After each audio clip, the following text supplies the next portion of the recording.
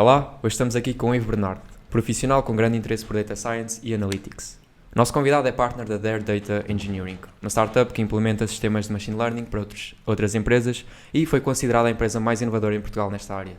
Participou também como instrutor em algumas academias de Data Science em Portugal, cria conteúdo online sobre Data Science na plataforma Udemy, tendo ensinado mais de 8 mil estudantes de mais de 100 países. É também mestre em Estatística e Business Intelligence pela Universidade Nova de Lisboa e vice-presidente da Associação dos Alumnis. Bem-vindo, Ivo. Obrigado. Sempre estranho ouvir assim alguém a falar sobre nós de fora. Alguém a descrever o nosso percurso de fora fica assim um bocado estranho. Vamos chegar aqui um bocadinho. Obrigado. E dar-vos os parabéns por esta iniciativa, que eu acho muito interessante para a universidade, muito interessante para esta escola e por terem tido essa vontade de arrancar com este tipo de iniciativa, pelo trabalho que isto está isto tudo. Muitos parabéns por isso, em primeiro lugar. Obrigado nós por teres aceito o convite. Tinhas saudades desta faculdade? Tinha, quer dizer, eu ainda ando envolvido na faculdade através da Associação dos Antigos Alunos, não diariamente, mas tinha bastantes saudades porque esta faculdade marcou-me bastante enquanto pessoa e depois enquanto profissional, pela extensão normal. É uma universidade que marca, acho eu, qualquer pessoa que aqui passa e qualquer pessoa que consegue envolver-se na comunidade acaba por ficar com marcas muito profundas a nível do companheirismo que se sente aqui, a nível da forma como as pessoas interagem umas com as outras, desde a parte académica até depois à parte académica, digamos, estudantil, como também fora dela, ou seja, na parte de socialização e tudo. Acho que foi uma experiência transformadora naquilo que foi a minha vida, sem dúvida.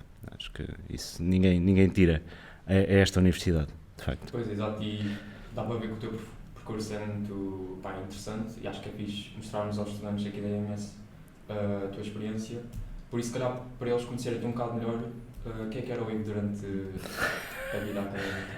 O Ivo durante a vida académica foram dois Ivos diferentes, eu posso dizer assim, porque o Ivo do primeiro ano e meio não era um Ivo propriamente aplicado a nível dos estudos académicos. O Ivo do segundo ano, a partir da metade da universidade, já foi um Ivo muito mais aplicado. É uma recomendação. Eu, por acaso, até fico muito contente por ver que as pessoas hoje em dia não tiram a parte de socialização e a parte de se envolverem nos projetos, como a Associação de Estudantes, como outros projetos que existem hoje em dia, onde as pessoas podem voluntariar, não tiram essa componente da parte do sucesso académico, que era uma coisa que não era assim tão comum há 10 anos, se calhar. Havia muito aquela ideia de quem andava envolvido na associação não tinha boas notas, por culpa também das pessoas que andavam envolvidas na associação e o seu histórico.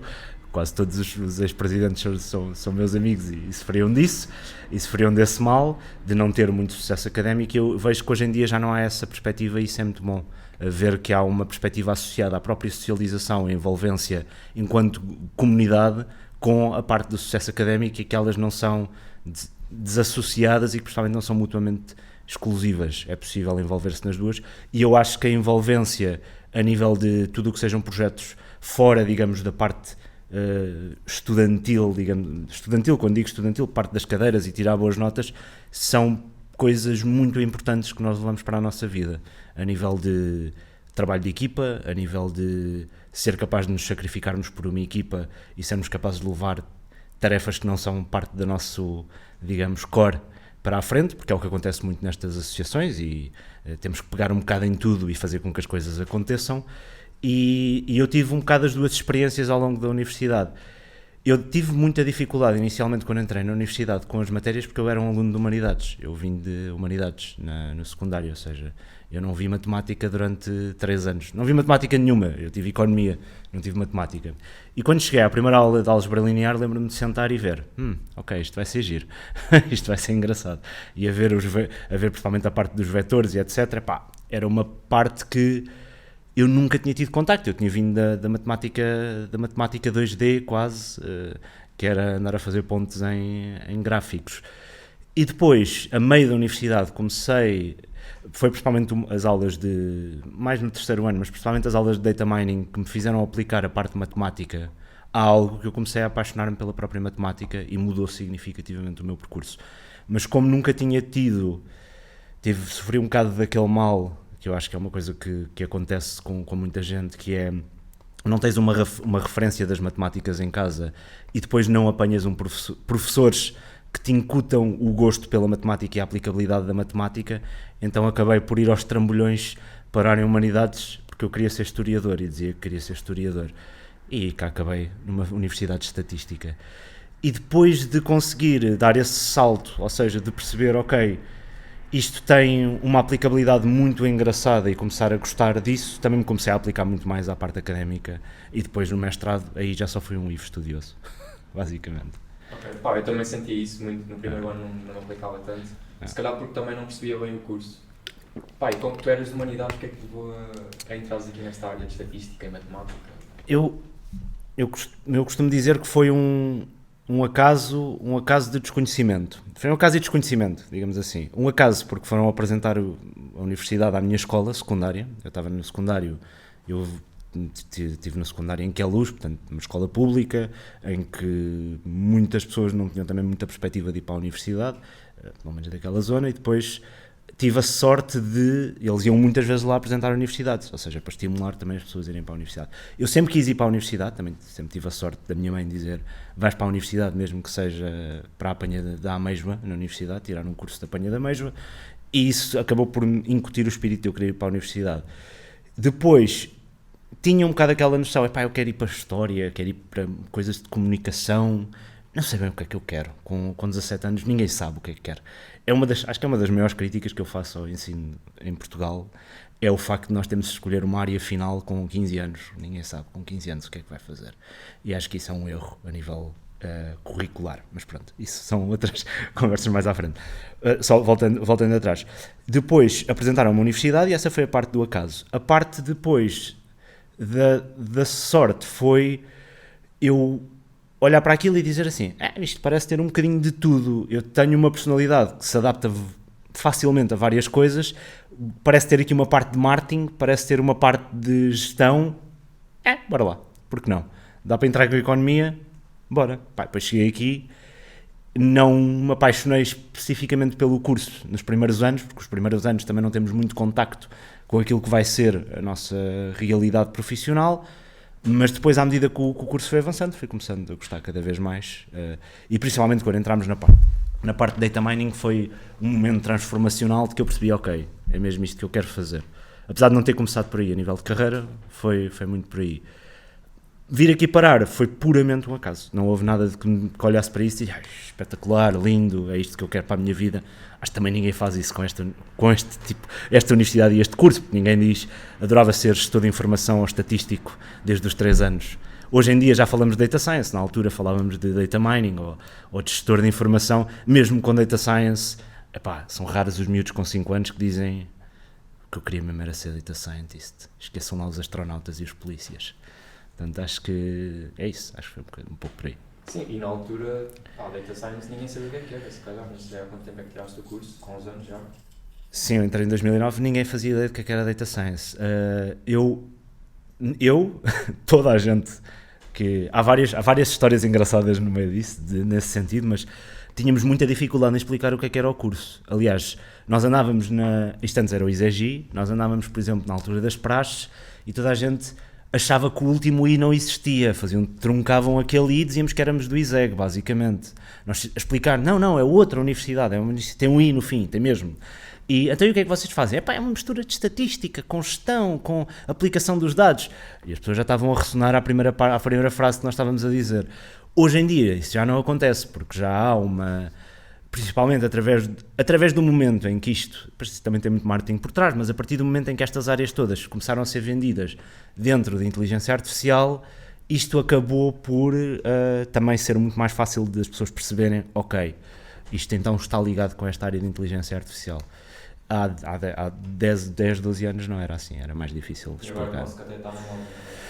E agora quase que até está na moda, sim, apesar de que os fundamentais, ou seja, os fundamentais continuam lá todos e as coisas não mudaram assim tanto desde há 12 anos. Houve 2 coisas transformacionais na área, a parte computacional mudou significativamente, há muito mais poder computacional do que existia antigamente, e houve a revolução das redes neuronais que começaram a ser aplicadas a nível mais prático, e isso trouxe uma revolução grande à área, mas direi que face àquilo que era o que se dava há 12 anos, não houve assim uma mudança gigante a nível das bases daquilo que é a inteligência artificial. Claro que houve bastante evolução científica, mas as bases são muito, muito parecidas. Pai, estavas a dizer que vocês não conseguiam explicar o que era o curso. E eu, por acaso, ainda hoje, a explicar aos meus pais, não consigo bem fazê-los entender. Como é que tu explicarias o que é a gestão de informação, assim, uma pessoa que não está dentro da tecnologia? Eu tenho sempre uma analogia, que é a analogia do GPS para a tomada de decisão. Acho que é o mais fácil de explicar. Ou seja, quando nós precisamos de tomar uma decisão, nós recorremos a informação, a dados, seja qual for a decisão que nós vamos tomar na nossa vida. E este curso basicamente é aquilo que ensina a construir o GPS para essa tomada de decisão, ou seja, que ajuda a agregar a informação e os dados que vão suportar essa tomada de decisão de forma mais rápida. Acho que numa frase é a forma mais simples que dá para explicar o que é este curso. Tal como o GPS tem mapas, tem informação que nós podemos seguir, este curso ajuda a criar essa informação para todo o tipo de tomadas de decisões, não apenas para caminhos e direções, mas para tudo o resto. Isto depois envolve diversos métodos associados, e que aí nós entramos noutra área. Mas direi que, numa frase, é um curso que ajuda que estuda as técnicas da tomada de decisão, basicamente. Isso ajuda na tomada de decisão de managers ou há outros casos em que isto é útil? Isso não só na parte dos managers, mas também na parte do dia-a-dia de toda a gente. Ou seja, por exemplo, um exemplo que eu gosto de dar é a parte de quando nós vamos comprar uma casa, gostamos sempre de ter dados para tomar essa decisão, não é? Porque gostamos de saber qual é que é o preço das casas que existem naquela zona, para que áreas, qual a relação entre a área e o preço das casas, e isto só se faz com dados. Portanto, a organização, organização, tratamento e análise dessa informação é importante para essa tomada de decisão, que é uma tomada de decisão, se calhar, das mais importantes que cada pessoa tem na sua vida, que é o momento de onde vai comprar a casa, como vai comprar a casa e a que preço vai comprar a casa. E este mecanismo de informação, passar dos dados para informação para a tomada de decisão, é comum não só nos ambientes organizacionais, mas também na nossa vida comum. E o que nós fazemos basicamente é tornar esse processo mais simples e mais assertivo, digamos assim. Acho que é o core desta área, basicamente. Claro, ou seja, é útil em todas as indústrias e as áreas aqui da nossa vida. Sim. E agora também está a ficar muito famoso o ChatGPT, não sei se já ouviste falar. Já uso com alguma recorrência. Usamos todos, acho eu, tem sido muito útil. Isso também é um bocado, é data science aplicada, é inteligência artificial? Ou... Apesar de que o ChatGPT é o expoente máximo, mas até agora é o expoente máximo do uso bruto de tratamento da informação. É o pico. Basicamente, o ChatGPT não é extremamente inteligente, não podemos considerar que aquilo é extremamente inteligente. O que o ChatGPT tem é uma memória gigante, tem uma memória completamente absurda e é capaz de gerar frases a partir dessa memória, porque o ChatGPT, para ser treinado, são milhões de dólares, talvez bilhões não, mas são milhões de dólares para treinar o ChatGPT e para o manter atualizado. Ou seja, não é propriamente uma forma inteligente de resolver o problema, é uma forma de força bruta para resolver o problema. E é um caso de estudo, é uma aplicação que nunca se viu antes. E isso de facto é impressionante, porque é esta área exponenciada, musculada completamente, a área de Artificial Intelligence e de Data Science. Novamente, mas isso é possível porque de facto há muita força bruta por trás. O ChatGPT é uma aplicação que, se calhar agora as pessoas vão começar a perceber mais o que é a inteligência artificial, qual é a capacidade que a inteligência artificial tem, nomeadamente naquele uso, porque aquele uso consegue ser útil para de várias áreas. Uma pessoa que seja project manager chega ali e pede para escrever um e-mail e aquilo cria uma base. Corremos um bocado o risco de soar todos robóticos no futuro. Acho que o ChatGPT vai ser muito bom, e pelo menos é o uso que eu tenho estado a dar, para criar bases, para arrancar com coisas. Por exemplo, o ChatGPT é excelente para a inércia inicial. Nós temos às vezes uma inércia para escrever qualquer coisa. Eu, por exemplo, às vezes tenho que escrever um e-mail ou escrever um relatório que não me apetece e digo, para começar aquilo é uma dor. Chego ao ChatGPT e diz, olha, faz-me aqui um draft para eu pegar e começar a editar. E depois, claro que tenho de editar, tenho que adicionar a minha voz, tenho que adicionar o meu tom, tenho que adicionar contexto que ele não vai ter, mas é um excelente uso da inteligência artificial que eu não sei onde é que vai parar, honestamente, isso aí não consigo prever. Pois é, e muita gente acho que está a ficar um bocado com medo do poder desta tecnologia e achas que num futuro pode ser um bocado prejudicial para a humanidade? Eu nunca arrisco essas previsões porque acho que ninguém consegue arriscar essas previsões, honestamente. Acho que cabe à sociedade debater estes temas e uma das formas como estes temas devem ser debatidos é o maior número de pessoas ter a noção do que é a inteligência artificial e como é que ela funciona. Do facto de, por exemplo, só começando na parte básica de que tem que usar dados passados para ser treinado, para um algoritmo ser treinado. E começar essas discussões, digamos, com as pessoas que não são da área, é muito importante para conseguir haver legislação que previna que isto tome proporções gigantescas que nós não sabemos quais é que são. Honestamente, acho que é muito difícil prever, porque isto pode ser um momento calculadora, do género, temos aqui alguma coisa que faz umas contas por nós, que foi como foi a calculadora quando apareceu, em que toda a gente pensou, e agora vamos deixar de fazer contas à mão, é isso que vai acontecer? Não é isso que acontece, mas pode ser esse momento de uma ferramenta transformacional que nos vai simplesmente dar uma produtividade enorme, ou pode ser uma coisa que no fim vai tirar muitos jobs do mercado e não consegue introduzir tantos, ou seja, há aqui várias dimensões do que é que poderá correr mal com o ChatGPT, mas também há muitas dimensões do que poderá correr bem com o ChatGPT ou ferramentas similares que vão surgir agora, muitas a partir daqui, semelhantes. Honestamente, mesmo sendo da área, preocupa-me a forma como as coisas se desenvolvem para tornar os humanos cada vez mais inúteis, mas não consigo saber nem arriscar nenhuma previsão se daí vai resultar uma sociedade mais fortuita ou não. Não consigo. Acho que é muito difícil alguém fazer qualquer tipo de previsão. A melhor forma que nós temos para prevenir isso é garantir que o maior número de pessoas está informado sobre a inteligência artificial, que existe legislação possível sobre a inteligência, ou seja, que existe legislação a ser preparada pela parte da inteligência artificial e daquilo que é possível e não é possível fazer, e que as pessoas conseguem votar em democracia naquelas que são, ou neste caso os partidos ou as correntes políticas que mais vão estar ativas neste ponto. E que hoje em dia ainda estamos muito longe disso. Mas isto tem que entrar, ou seja, a inteligência artificial tem que entrar nas conversas corriqueiras, digamos assim.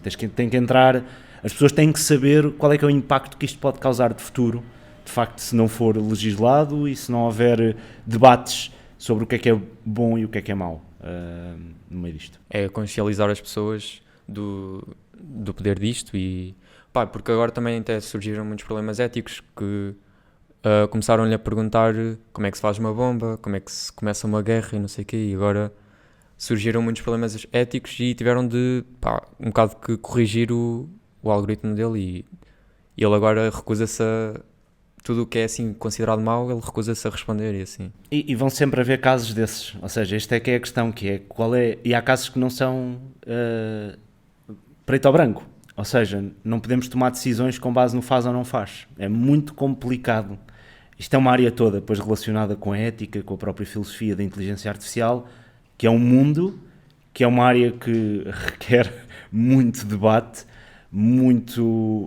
que requer experts nessa área, ou seja, pessoas que se devem formar para trabalhar nesta área da ética e da filosofia da inteligência artificial, porque não há simplesmente um debate do faz ou não faz, é muito difícil. Um exemplo que eu tive agora com o ChatGPT, que é um exemplo corriqueiro, mas que mostra, digamos, que tipo de decisões é que podem ser tomadas e a parte pouco estocástica do algoritmo e ultradeterminística, que é, por exemplo, eu pedi-lhe para ele me traduzir uma frase em francês, a história long story short, é uma empresa que eu andava a ver há uns tempos, porque aquilo era uma empresa de self-driving cars francesa e que eu achava, como qualquer investidor nabo, que aquilo podia dar em qualquer coisa, e disse, isto mete-se aqui uns 100 ou 200 euros, isto depois pode ser uma coisa que cresce qualquer coisa, e lá fui eu. E depois aquilo claramente deu completamente para sul, foi completamente uma coisa horrível, sim, porque aquilo depois teve uma data de problemas financeiros também associados e não sei o quê. E eu estava no LinkedIn deles a ler o que é que as pessoas estavam a fazer no Natal, ou seja, a falar no LinkedIn deles, porque tinha acabado de rebentar o escândalo financeiro.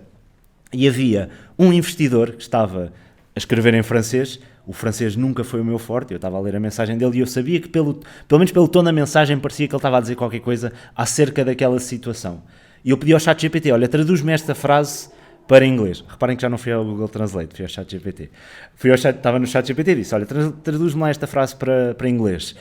E ele recusou-se. E ele disse, não vou traduzir, porque isso não é apropriado desejar a liquidação de uma empresa durante o período de festas. Ui, então meio que já traduziu. Ele traduziu, mas ele decidiu não me dar a resposta porque ele tomou a decisão que não era apropriado fazer aquilo. Apesar de eu só querer uma coisa transacional, do género, eu preciso só de saber o que é isto, diz-me só o que é isto, eu preciso só que me traduzas isto. E ele recusou-se, ele disse, não te vou traduzir, esquece. Eu traduzi, mas eu não te vou dizer, eu vou tomar essa decisão de não te dizer. E isto é um exemplo corriqueiríssimo, mas torna que para outros casos há aqui uma dualidade de... Ou seja, já há uma tomada de decisão sobre a intenção que eu tenho por parte do ChatGPT. Isto é fácil de manipular também pelas empresas que depois produzem isto, quer dizer, tudo o que sejam intenções que eles não queiram que a própria sociedade tenha, eles barram as ferramentas com isso. E depois, atenção, eu não sou daquela corrente filosófica, nem sou a favor daquela corrente filosófica em que libertinagem, escrevemos o que nos apetece na internet e não somos responsabilizados por isso. Mas, por outro lado, também temos de perceber que casos é que são graves e casos é que não são graves. Onde é que está essa linha ténue do que é grave escrever ou não é grave escrever? Por exemplo, dizer coisas contra a ciência, que são coisas comprovadas através do método científico, deve ser grave. Pedir a alguém para traduzir uma mensagem em francês para inglês num período de festas, porque alguém está a dizer qualquer coisa de desejar a liquidação da empresa num período de festas, já não parece ser assim tão grave como o primeiro caso. Claro. Mas é interessante porque, como eu estou a dar este caso, mais casos deverão existir como este. Sim, mas dá para ver que ele já está a tentar distinguir entre o bom e o mau e a tentar controlar um bocado. Mas depois isso também depende muito de quem é que tem o poder dessa ferramenta e eles é que decidem o que é bom e o que é bom e o que é mau. Exato. Ou seja, são debates muito importantes, principalmente para estas ferramentas que acabam por ter depois bastante impacto. Ou seja, no momento em que isto estiver embebido na sociedade, de alguma forma, ou seja, no momento em que todos nós estivermos a usar ferramentas estilo ChatGPT, como usamos hoje em dia um iPhone, isso tem que haver algum tipo de regulamentação sobre essas ferramentas, do que é possível fazer, do que é que não é possível fazer, qual é que é, ou seja, como é que os dados, que dados é que podem ser usados para treinar aquilo, que dados é que não podem ser usados, porque rapidamente, por exemplo, se pode fazer um bot deste género com teorias da conspiração malucas que acabam por resultar em perigos enormes para o sistema democrático que temos, ou seja, é fácil fazer isso com estas ferramentas. Não faltam pessoas que seguem acérrimamente determinadas doutrinas que são através de teorias da conspiração, que depois se vêm provar que são falsas. Mas há por aí muita gente a querer seguir este tipo de doutrinas. Se houver um algoritmo que ainda faz isso por elas, ou seja, que lhe diz aquilo que elas querem ouvir, ainda mais perigoso se torna.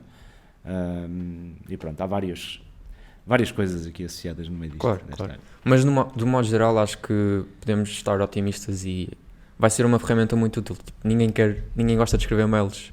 Se tivermos uma ferramenta que faça isto por nós, ou tipo...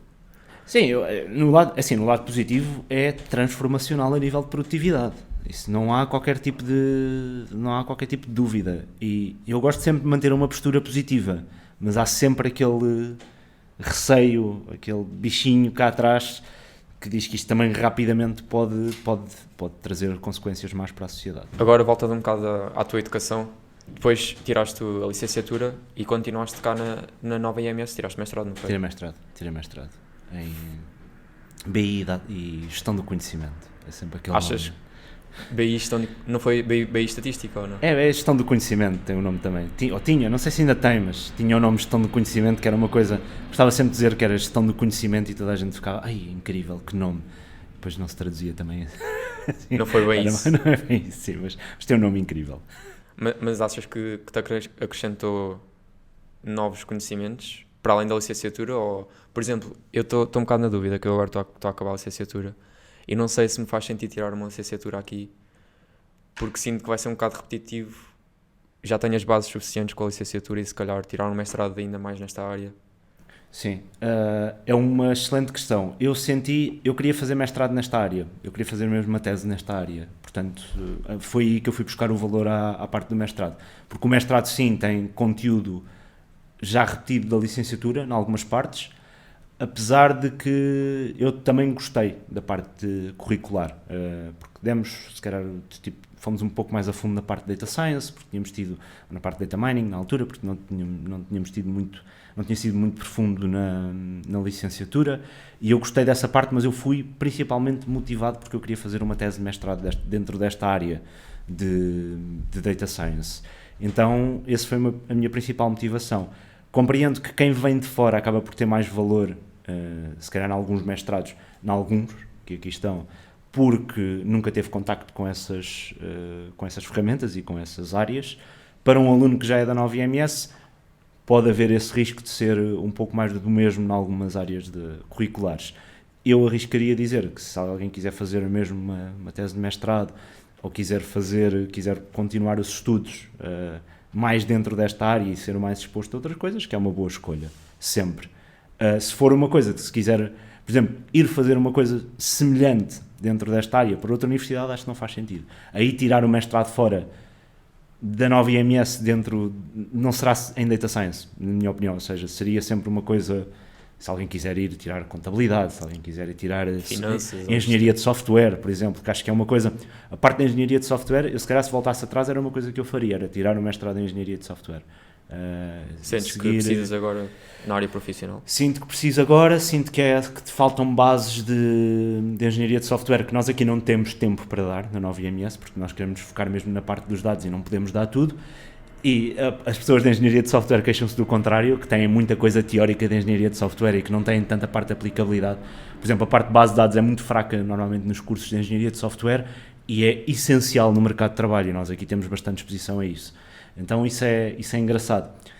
Mas eu tiraria se calhar mais uma parte da engenharia de software porque agora tem sido muito importante para o meu percurso profissional e eu senti que quando cresci mais enquanto profissional foi quando me expus realmente a trabalhar com engenheiros de software e eles disseram-me o teu código não vale nada e eu obrigado.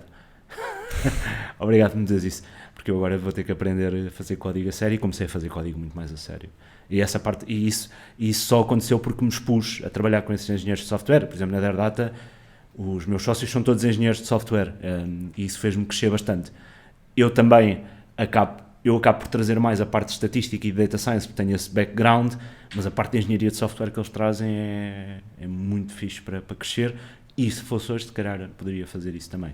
Iria querer acrescentar isso ao conhecimento que tinha.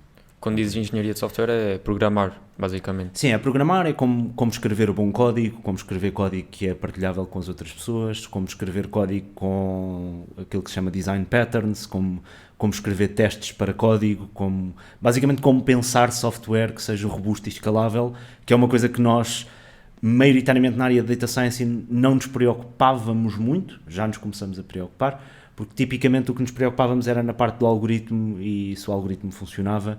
Mas hoje em dia no mundo de trabalho é mais importante fazer uma regressão logística que funcione para 10 milhões de pessoas do que fazer uma rede neuronal que funciona no nosso pequeno computador, uma rede neuronal ultra poderosa. E portanto esta parte de engenharia de software é muito importante para esta primeira parte de fazer uma regressão logística que funcione para 10 milhões de pessoas, digamos assim. Funcione não no sentido estatístico, mas que consiga ser aplicado no terreno para 10 milhões de pessoas, por exemplo, que seja um deployment que as pessoas consigam utilizar a tua regressão logística em mobile devices que estão no país todo, digamos assim. Isto requer uma parte de engenharia por trás muito importante, até na própria forma como se monta o algoritmo e o código em si. Um código mais abrangente fica mais valioso, é mais bem construído. E que linguagens é que vês aí mais usadas na área profissional? Tem que se dizer o Python sempre, ou seja, o Python acho que é aquela linguagem que deverá continuar a ser a linguagem standard para Data Science e até para outros usos, mas Data Science e Machine Learning direi que é a linguagem que vai continuar porque de facto dá uma escalabilidade enorme, tem uma capacidade de integração com outros softwares muito grande e não é muito fácil de aprender, mas é muito mais fácil do que aprender qualquer outra linguagem em que temos que aprender a declarar variáveis, a alocar espaço, como C ou o que seja.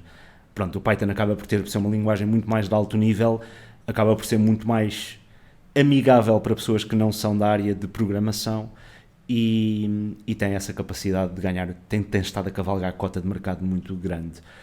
Eu escrevi um artigo há pouco tempo em que eu queria ir ver nos job posts que existem neste momento na Europa e nos Estados Unidos, qual é que era a linguagem que estava a ser mais procurada. E o Python, de facto, é em 80-90% dos job posts de Data Science, está lá, basicamente, e acho que vai continuar.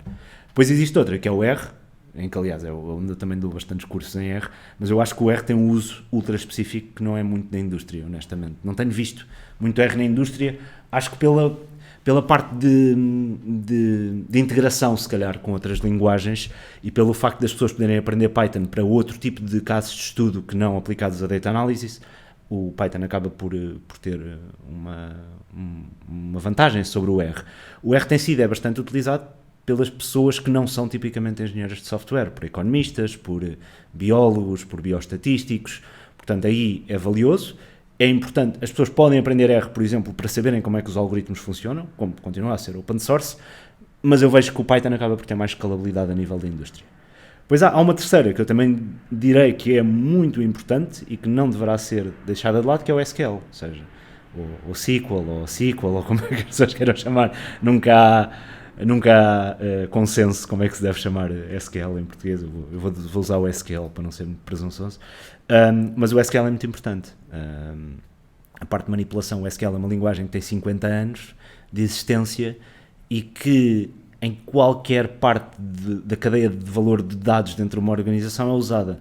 É usada por engenheiros de dados, é usada por data scientists, é usada por machine learning engineers, é usada por data analysts, é muito transversal pelo poder que tem a nível daquilo que consegue fazer a nível de base de dados, e ainda ninguém conseguiu substituir a SQL e acho que vai ser muito difícil.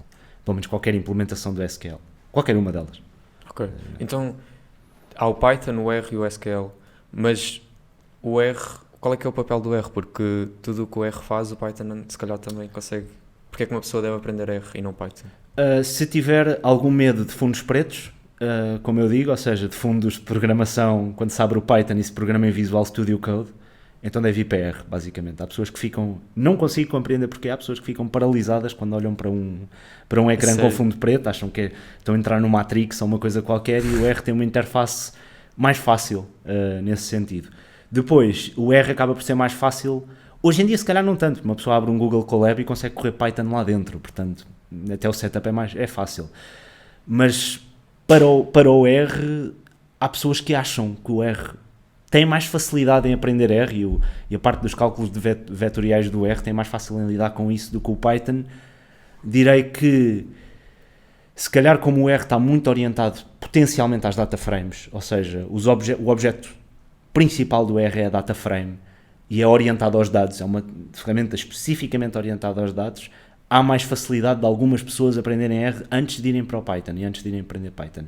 É ultra fácil saltar entre uma linguagem e outra, tirando num ponto que é nos índices, porque os índices do Python começam no 0 e os índices do R começam no 1, então programar nas duas ao mesmo tempo é muito chato, estamos sempre a enganar nos índices, já não nos lembramos onde é que os índices estão a começar.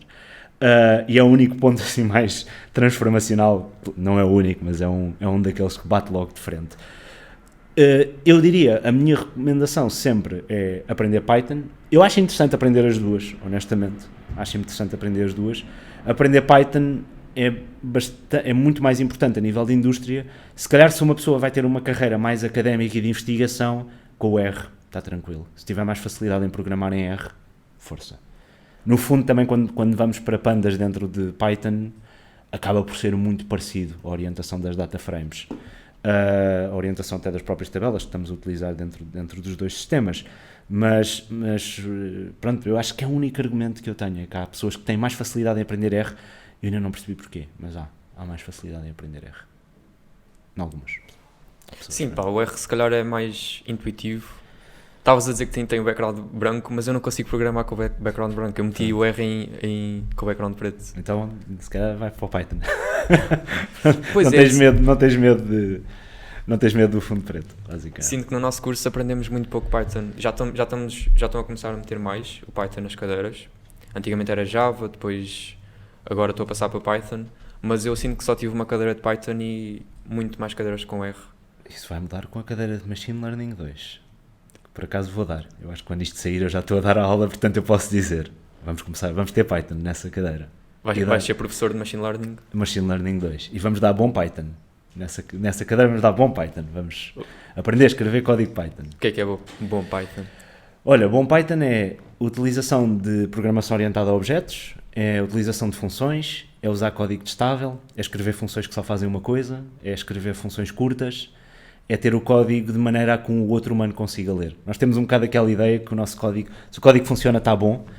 E isto foi uma coisa que por acaso um dos meus sócios me disse quando comecei a trabalhar com ele. Ele é um dos melhores engenheiros de software que eu conheço, ele é mesmo muito bom. E uma das primeiras coisas que ele me disse foi: o código é para os outros humanos lerem, não é para o programa. Não é, o computador vai sempre compilar o teu código e executá-lo se ele estiver escrito de forma correta. Mas o mais importante é que o teu código seja lido pelas outras pessoas, porque são outras pessoas que vão pegar no teu código e vão mantê-lo de futuro. Portanto, se tiveres essa ótica de construir código para os outros, acabas por escrever código muito bom. Acabas por escrever código com muita qualidade. E o código com qualidade é o código que é robusto. Há um livro, por acaso, muito interessante, que é o Pragmatic Programmer, que é um livro muito antigo, quer dizer, tem década de 90, acho eu. Mas é um livro muito bom, porque dá essa noção de o que é ser um Pragmatic Programmer, o que é ser um programador que está a pensar em montar em sistemas de software. E tem lá um conjunto de regras muito interessantes, por exemplo, termos funções que só fazem uma coisa dentro do código, quase como montar é quase como fazer uma receita, tipo, do género, tu não vais cortar as tuas cebolas duas vezes, ou seja, não vais ter uma função que vai fazer duas vezes o corte de cebolas, vais tentar que o corte de cebolas seja uma coisa específica que vai estar a acontecer num momento com uma ferramenta. E quando estamos a montar software, essa também é um bocado a lógica. Claro que isto tem muito mais do que isto que eu estou a dizer, mas tem essa lógica por trás. Falaste aí um pouco sobre as diferentes roles que há no mercado. Qual é que é a diferença entre Data Scientist, Data Engineering, Data Analyst? Sim, ok. Então, primeiro, também tudo o que eu estou a dizer neste podcast e nisto que estão, depois de aceitar o vosso amável convite, é tudo com base na minha experiência e opinião. Pode haver até outras correntes contrárias daquilo que eu estou a dizer. Portanto, é sempre, como se diz em inglês, take with a grain of salt.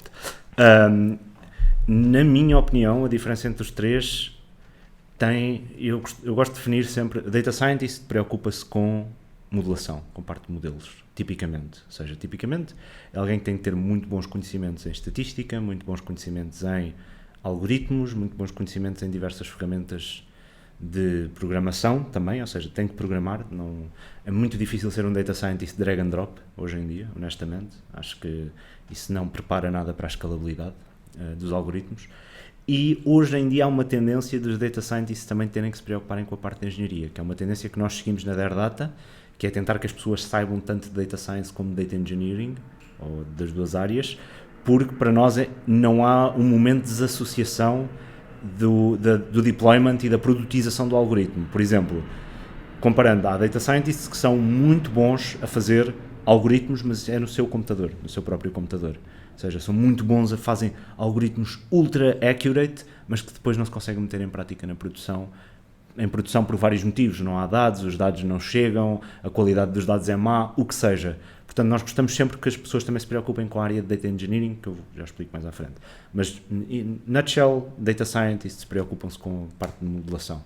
Data Analysts preocupam-se muito com a parte do que aconteceu até aquele momento. Também podem dar algumas previsões, mas não desenvolvem algoritmos em si. Ou seja, o que fazem têm muito boa capacidade de comunicação dos dados passados, do que é que aconteceu até aquele momento em que eles estão a analisar os dados. Por isso é que Data Analyst também está muito relacionado com a parte de Business Intelligence e da organização dos dados.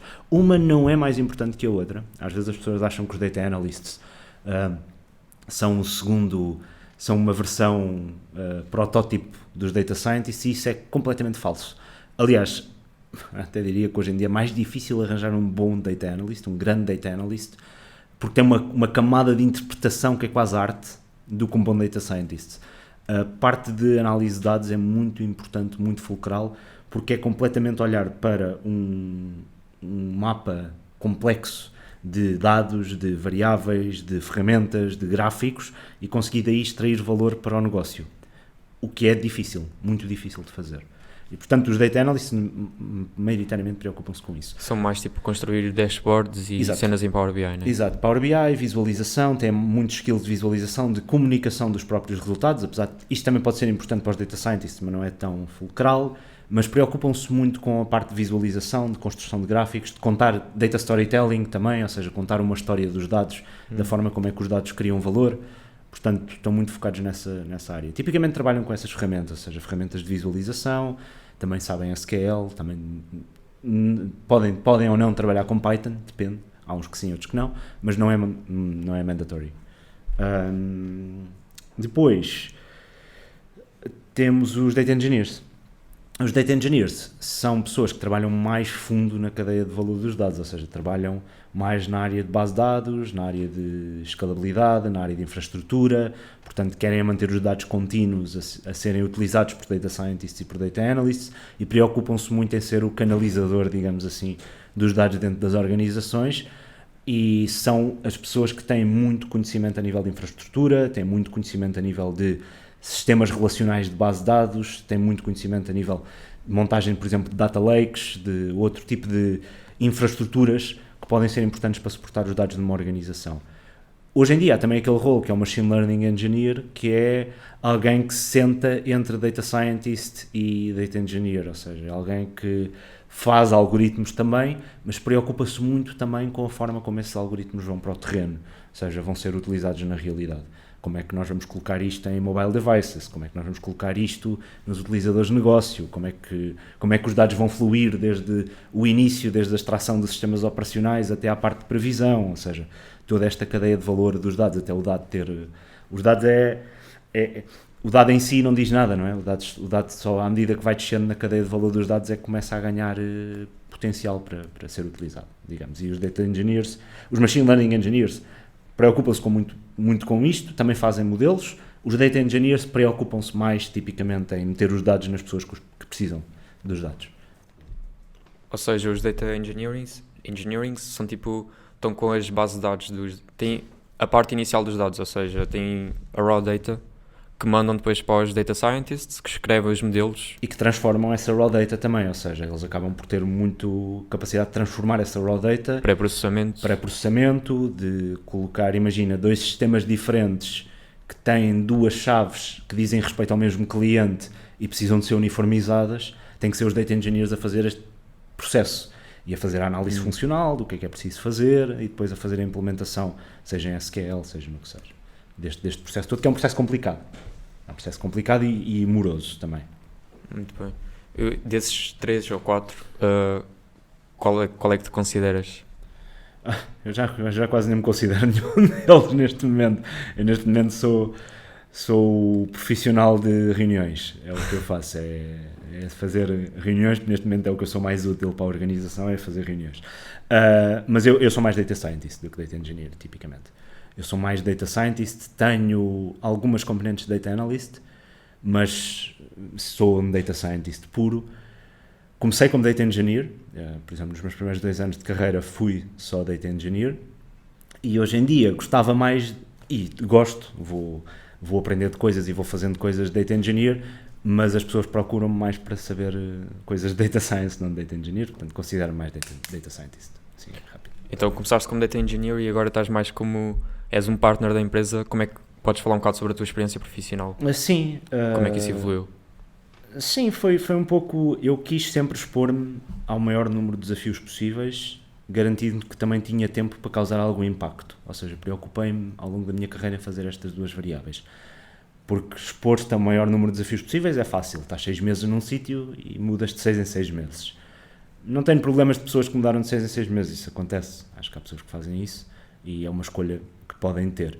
Mas também não tens oportunidade para ver o impacto do teu trabalho. Em 6 meses não vais fazer nada que vá mudar transformacionalmente uma organização, a menos que seja vender os dados da organização a alguém e seres preso por isso. É a única coisa que podes fazer para alterar, para ter impacto, neste caso negativo, neste exemplo, na organização. Mas eu quis ficar sempre pelo menos 2 anos nos sítios onde tive para ver algum impacto daquilo que eu estava a fazer e também para conseguir ter algum feedback de o que é que eu estava a fazer bem e o que é que eu estava a fazer mal.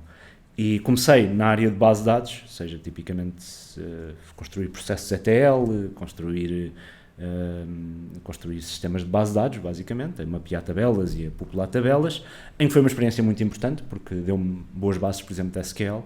E depois eu queria mesmo era a área de Data Science, eu gostava mesmo era da área de Machine Learning e Data Science. E, portanto, depois saltei para o Credibon, do grupo Crédito Agricole, onde tive 3 anos a desenvolver mais parte de modelação. Também foi uma experiência muito gratificante, gostei muito das pessoas com quem trabalhei. Tive a sorte também de ter chefias que me marcaram muito, principalmente aí no Credibon tive uma chefia que me marcou bastante a nível profissional.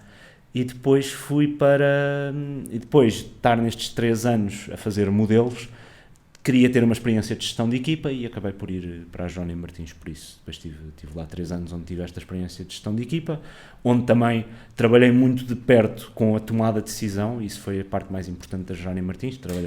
Trabalhava diretamente até com a própria CEO do Pingo Doce, e isso deu-me uma vertente organizacional muito forte, perceber como é que os dados podem ser utilizados por pessoas que estão a tomar decisões de topo, e isso foi muito gratificante. E pronto, depois tinha feito 9 anos em mundo mais corporativo e decidi que estava na altura do mundo startup, ir experimentar uma coisa mais minha, e tive esta oportunidade da Data, que até foi assim mais por acaso, porque eu tive uma startup que durou 3 meses, não correu como estávamos à espera, e portanto essa outra startup foi a transição para agora onde estou na Data, onde pronto, acabei por acumular um bocado as experiências todas que fui tendo ao longo da carreira nesta experiência em si, e onde agora faço basicamente tudo o que há para fazer dentro da Data. Temos de fazer basicamente tudo o que seja para crescer o negócio, para crescer a empresa, para ajudar as pessoas que trabalham connosco a fazer o seu melhor trabalho, para conseguirmos ter pessoas a trabalhar connosco que estão felizes e contentes no seu trabalho a nível profissional e a nível de remuneração, para conseguirmos ter aqui um grupo de pessoas que sejam reconhecidas como referência dentro desta área. Basicamente foi isso. E essa startup que estás agora, vocês são mais ou menos uma consultora, não é? Sim, somos uma consultora típica, ou seja, nós fazemos projetos, temos algumas soluções que estamos agora a começar a fazer, ou seja, começar a fazer mesmo mais produto, mas somos tipicamente uma consultora, ajudamos os clientes a entrar dentro desta área, a navegarem este mundo da inteligência artificial e de machine learning. Temos também uma parte estratégica muito forte, nós gostamos sempre. Há uma coisa significativa na empresa, que é todos os sócios são técnicos também, ou seja, nós todos passamos pela área técnica, e isso acaba por ter um impacto também grande dentro dos clientes, porque quando lá vamos vender, sabemos o que estamos a vender e sabemos o que estamos a executar, e é importante para nós manter essa integridade técnica dentro da empresa, mesmo que isso às vezes possa impedir um crescimento mais rápido, mas nós estamos contentes com esse crescimento, que este ano, quer dizer, crescemos 100%, é fácil dobrar quando somos mais pequenos, mas crescemos 100%, mas podíamos ter crescido mais, ou seja, porque se tivermos uma equipa comercial na rua que só está a vender e a pôr as pessoas a trabalhar, rapidamente conseguimos crescer mais nesta área dos serviços, mas preferimos manter um certo nível técnico que queremos garantir dentro da empresa e ao mesmo tempo dar-nos na cabeça a nós próprios para não desenvolvermos tecnicamente nos projetos, porque todos nós gostamos de desenvolver tecnicamente nos projetos. Temos é que ter a humildade de perceber que hoje em dia já somos mais úteis noutras tarefas, porque temos uma equipa espetacular que faz tudo e que precisam de nós mais numa perspectiva de aconselhamento, mas nós somos muito mais valiosos a fechar negócio para eles do que propriamente a fazer a implementação técnica de projetos. Mas não começaste assim, quando entraste na Data, começaste como técnico, não é? Como é que uma pessoa pode evoluir assim na carreira dentro de uma empresa? Passaste de técnica a partner? Olha, eu diria que isso é uma excelente questão. Eu entrei já com um bocado com a ideia de poder ser partner, ou seja, quando entrei na Data, eu tinha trabalhado com uma das pessoas que é meu sócio já noutro projeto pro bono, neste caso a Lisbon Data Science Academy, era um projeto de voluntariado, e sempre me entreguei bastante quando lá estava. Então isso acabou por dar também... Trabalhámos muito bem em conjunto. E depois houve este convite, ele a dizer, estou a lançar a Dare Data, mais um sócio meu, era bom, gostávamos de contar contigo numa perspectiva mais de sénior para depois poderes ser partner, porque achamos que nós falamos bem, nós trabalhámos bem e em conjunto e gostávamos de ver como é que isto funciona depois de estares aqui a trabalhar mais tecnicamente connosco. Bem, correu muito bem, os primeiros projetos correram muito bem. Eu diria que se eu pudesse dar conselho para alguém que quer fazer esse caminho é juntar-se com as pessoas certas, ter os sócios certos é mais importante do que propriamente a ideia certa, até para teres uma empresa tua, e se quiseres subir a partner de uma empresa, garante sempre que faças tudo com a maior ética, que eu gosto sempre de deixar boas impressões em toda a gente que trabalha comigo. Gosto sempre que a equipa esteja, para mim, só faz sentido ser partner se a equipa que estiver comigo está contente, não faz sentido, pelo contrário, eu não tinha grandes pretensões de ser partner, honestamente, de ficar a gerir o negócio, era uma coisa que eu gostava de fazer como experiência, mas não tinha aquela cena do ego de ser partner, e hoje em dia também não tenho grande ego por ser partner do que seja. Aliás, se houver coisas se houver um chão para varrer no evento da Dare Data, sou eu que vou varrer, não tenho qualquer problema com não dizer que varrer chão é uma coisa que não tem prestígio, mas percebem a lógica do que eu estou a dizer, ou seja, não há nenhum ego associado a ser partner, honestamente, e eu acho que o melhor, se poder ser partner e fazer esse caminho, é um caminho de responsabilidade, ou seja, é mais um caminho de responsabilidade do que propriamente um caminho de prestígio. É o mais importante as pessoas saberem se têm capacidade de se sacrificar pelos outros quando chegamos a este tipo de cargo, principalmente em startups. Estou a falar em startups, se calhar se for numa grande consultora isto já é outra conversa, aí não consigo dar muitos conselhos porque não conheço o caminho, mas é um caminho de sacrifício, é um caminho de temos que dar aqui o peito às balas pela equipa toda e garantir que toda a gente está contente e toda a gente está feliz e queremos levar a organização para a frente. E para mim foi mais por essa perspectiva, ou seja, foi mais pela perspectiva de eu queria contribuir para algo que era maior do que eu, digamos assim, e tive aqui essa oportunidade, na verdade. O maior conselho que eu posso dar, só voltando à tua pergunta mais especificamente, que acho que fiz aqui um paralelo muito grande, o maior conselho que eu posso dar é aparecerem nos sítios, aparecerem para as pessoas, criarem uma boa rede profissional, darem mais do que estarem à espera darem mais do que receber, digamos assim, ou seja, estarem à espera disso, ajudar as outras pessoas, garantir que temos um impacto positivo nas pessoas que trabalham connosco, garantir que conseguimos transformar de alguma forma a vida das pessoas que estão a trabalhar connosco, e isso é o melhor, e seja como partner, seja como quer que seja, se nós tivermos esse impacto na vida das pessoas que trabalham connosco, vamos invariavelmente chegar a algum cargo de gestão, algum cargo em que as pessoas nos vão confiar com essa responsabilidade, porque as pessoas vão saber que tens um brio profissional e uma ética profissional que as pessoas acabam por confiar em ti. E na prática é isto. Acho que o melhor, mais do que qualquer componente técnica, claro que é muito importante a componente técnica, principalmente nestas áreas, mas mais do que qualquer componente técnica, o brio profissional é possivelmente um grande peso para chegar a alguma área de responsabilidade. Assumindo que queremos chegar à área de responsabilidade com isso que eu disse, porque há malta que só quer chegar à área de responsabilidade pela parte do ego e do poder. Nesses casos eu não consigo dar nenhuma recomendação porque não quis fazer isso, basicamente, na prática. Quando tu entraste na Dare Data, foi logo no início? Começaste desde o zero nessa empresa ou já existia? Não, ela já existia, já tinha 5, 6 pessoas e eu juntei-me, foi para aí a 6ª ou 7ª pessoa. Pá, e tinha uma equipa extraordinária. Hoje em dia nós somos 30 e continuamos a ter uma equipa extraordinária e o intuito é esse, é continuar por aí. Mas sim, juntei-me muito cedo. E vocês estão a recrutar agora? Como é que uma pessoa esteja interessada pode se juntar à Dare Data? Nós temos 2 vertentes. Nós temos uma vertente de recrutamento. Nós não contratamos muitas pessoas júniores pelo tipo de trabalho técnico que nós fazemos e nós temos uma estrutura muito horizontal, é isto que eu queria dizer. Ou seja, nós só temos 3 níveis: engenheiro, sénior, principal e partner. E nós chegámos à conclusão que se nós trouxéssemos pessoas júniores diretamente para a empresa, isto seria prejudicial até para a própria carreira das pessoas júniores, porque não iam ter muito tempo para aprender, porque nós não temos muitas pessoas que estão a dar ajuda, ou seja, acima desses perfis júnior. Quando as pessoas entram logo no caminho técnico de criar, acrescentar valor e dar soluções às empresas. Então nós temos duas vertentes. Temos a vertente da contratação de pessoas já com algumas experiências. Também já contratámos pessoas júniores. Por exemplo, viemos buscar aqui uma pessoa até à universidade. Foi uma pessoa que fez um challenge técnico extraordinário. Ou seja, nós também temos essa vertente. Se uma pessoa for excelente a nível técnico, nós enviamos o challenge, aquilo fica ótimo e mais importante do que isso, tem os soft skills muito bons, nós trazemos. Para nós a componente de soft skills conta muito. Nós gostamos muito das pessoas que se dão bem com toda a gente na organização, ou seja, nós preferimos ter alguém que tecnicamente não...